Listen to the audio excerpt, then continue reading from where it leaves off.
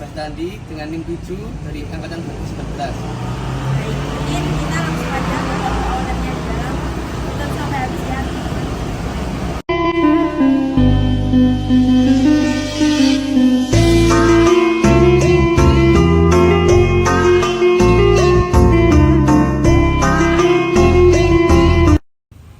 Baik, pada kesempatan kali ini kami akan melakukan sesi wawancara dengan owner dari ZA Teknik, dan di sini kami sudah bersama Bapak Wahyudi. Selamat pagi, Pak Wahyudi. Pagi.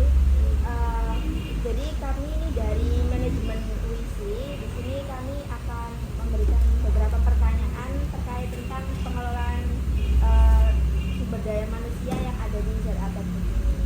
Nah, mungkin ada beberapa pertanyaan yang ingin kami tanyakan, seperti apakah di ZA Teknik ini memiliki visi dan misi, dan jika ada mungkin bisa dibantu untuk menjelaskan. Ya, misinya itu untuk melanjutkan bisnis yang sudah ada ini, bisnis usaha yang sudah ada ini, yang memang dulunya itu dari bapak, terus dilanjutkan ke saya mungkin, dan selanjutnya akan dilanjut ke anak cucu, kira-kira seperti itu. Jadi bisnisnya turun temurun. Nah, Lalu untuk karyawan dari ZA Teknik ini ada berapa orang ya, Pak? ada 10. Ada 10. Ya, karena memang skalanya skala kecil, ya 10 orang cukup kumpul gitu. Lalu untuk sistem perekrutan karyawan sendiri, apakah ada kriteria tertentu? Untuk perekrutan karyawan itu nggak ada kriteria, soalnya nanti kita ambil itu dari SMK gitu aja, nanti kita training sendiri, kita pelajari sendiri, soalnya ya saya sendiri ya sudah menguasai yang ada di dalam itu keseluruhan, jadi ya saya latih sendiri, dan nantinya kalau ada hal-hal yang baru itu biasanya dia akan mengerti. Lalu selama bisnis ini berdiri, apakah ada kendala seperti itu? Ya, kendalanya itu kendala pada umumnya itu saat ini ya, kendalanya kena pandemi ini ya. Kalau ini dulu ya kendalanya kadang-kadang itu nggak bisa stabil di pasaran, jadi pengeluaran barang itu nggak bisa terus berjalan stabil. Lalu untuk prosedurnya sendiri itu apa aja sih, Pak, yang diimplementasikan di usaha ini? Apa? Untuk prosedur seperti misal SOP dalam penjualan, mungkin ada teknisnya. Mengenai SOP penjualan itu nggak seberapa ribet, tapi paling nggak kita itu sudah punya rekanan itu di wilayah-wilayah. Biasanya untuk wilayah di luar pulau itu Indonesia bagian timur dipegang di Makassar, untuk nanti Indonesia bagian barat untuk kita sendiri yang pegang lewat sales-sales yang berjalan saat ini, yang freelance itu. Nah, lebih cepat lagi kan sekarang musimnya musim online.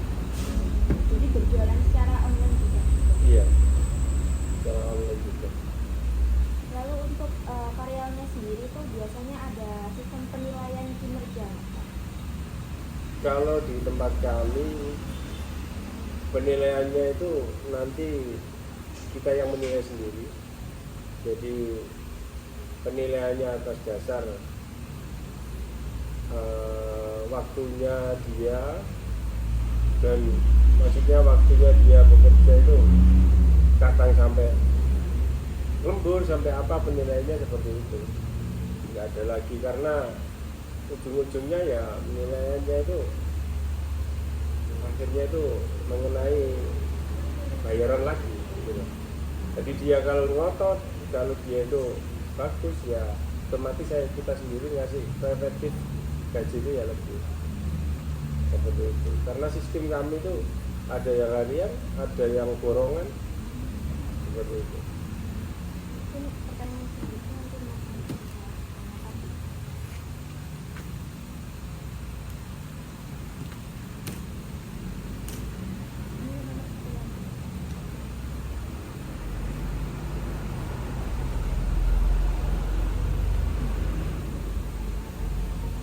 melanjutkan wawancara dari izin untuk pertanyaan berikutnya, untuk pengembangan karyawan dari Jata ini seperti apa Pak? Apakah ada pelatihannya? Mungkin secara on the job atau off the job? Secara pelatihannya itu ya nggak sampai keluar teman. Jadi pelatihannya itu kita kasih briefing sendiri, kita kasih training sendiri, karena karyawan kita itu pengambilannya bukan dari yang sudah profesional. Kita ambil yang dari nol, kita pelajari sendiri. Nah nanti kalau ada hal yang baru dia kan semakin ngerti seperti itu. Berarti lebih ke on the job-nya Pak ya? Maksudnya iya. kerja juga dilatih juga. Karena kerjaan kita kerjaan tetap gitu loh. Kerjaan produksi itu kan kerjaan nggak ada kerjaan yang baru, jarang untuk kerjaan yang baru. Katakanlah kerjaan yang butuh skill yang lebih itu jarang, sedangkan kita sendiri sudah bisa menguasai, nggak sampai ambil dan luar.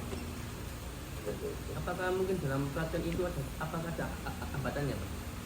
Saya kira nggak ada, karena saya sendiri sudah menguasai semuanya. Mungkin dalam penerimaan ke karyawannya mungkin ada gangguan atau gimana gitu? Saya pikir nggak ada gangguan, masalahnya kita ambil itu dari yang nol gitu. Jadi kita nggak butuh penyaringan, nggak butuh segala macam, karena kita yang jadikan dia seperti itu. Memang kalau kita ambil dari nol otomatis biaya kosnya itu rendah, karena gajinya kan masih rendah karena dia masih baru-barusan lulus itu. Jadi kita yang briefing dia. Kalau kita ambil yang sudah skillnya tinggi, kita yang nggak mampu untuk gaji dia. Untuk pertanyaan selanjutnya, apakah pengalaman kerja itu menjadi sebuah pertimbangan Pak? Ya tergantung Mas ya. Nih di tempat saya itu pengalaman kerja itu ya sebenarnya butuh, tapi di tempat saya itu karena kerjaannya itu kerjaan produksi itu monoton, jadi nggak butuh skill yang tinggi banget. Soalnya yang dikerjakan ya itu aja, seperti itu. Yang dikerjakan nggak ada hal yang baru lah. Kalau ada hal yang baru saya yang turun. Nah baru nanti kalau saya yang turun semuanya akan tahu, oh seperti ini penyelesaiannya seperti itu. Kalau untuk karyawan itu ya kita ambil dari SMK itu aja. Nanti kita sendiri yang melatih. Nah, selanjutnya melanjutkan pertanyaan dari Mas Frans ini. Pertanyaan menurut Bapak, apakah penting sebuah kompetensi dalam perusahaan? Apa alasannya? Ya yang jelas semuanya itu penting. Tapi kalau pentingnya itu sekelas perusahaan atau sekelas usaha itu kan dilihat dari kelasnya dulu.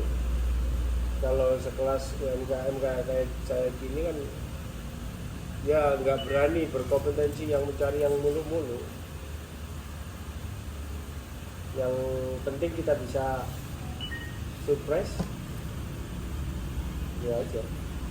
Nah, selanjutnya apakah kompetensi karyawan itu tadi menjadi tanggung jawab dari perusahaan, dan apa langkah yang dilakukan perusahaan untuk mengembangkan kompetensi dari karyawan? Nah, tadi sudah saya omongkan tadi. Jadi untuk kemajuan skill karyawan sendiri itu kita angkat dengan hal-hal yang baru. Maksudnya dengan kalau seandainya ada kerjaan baru, ada kerjaan yang di luar standar kita, di luar kerjaan yang secara umumnya di tempat kita, baru dia itu tahu. Seperti itu. Baik, berarti dapat saya simpulkan bahwa pelatihan di perusahaan atau di UMKM ZA Teknik ini dari internal sendiri dan juga on the job gitu ya Pak. Betul. Belajar karena belajar pengalaman langsung itu lebih tahu dan lebih dirasakan, maksudnya lebih mengena gitu loh. Soalnya kadang-kadang itu orang disuruh kerjakan tapi nggak tahu maksudnya, itu yang jadi masalah. Kalau ada kerjaan terus dia tahu maksudnya, nah itu cepat dan wawasannya akan berkembang, karena alat itu kan mesti ada fungsinya, setiap fungsi itu mesti fungsinya di sini itu tahu semua. Tapi kalau sekedar disuruh ngerjakan dengan dia tahu maksudnya, itu beda. Seperti itu. Jadi wawasannya dia tambah luas. Terima kasih Bapak sudah bersedia kita wawancara. Saya kembalikan lagi ke baik, mungkin itu tadi sesi wawancara kita bersama Pak Wahyudi selaku pemilik dari CA Teknik. Dan terima kasih teman-teman sudah menonton sesi interview kita kali ini. Kami dari tim PPSDM mengucapkan pamit undur diri. Wassalamualaikum warahmatullahi wabarakatuh.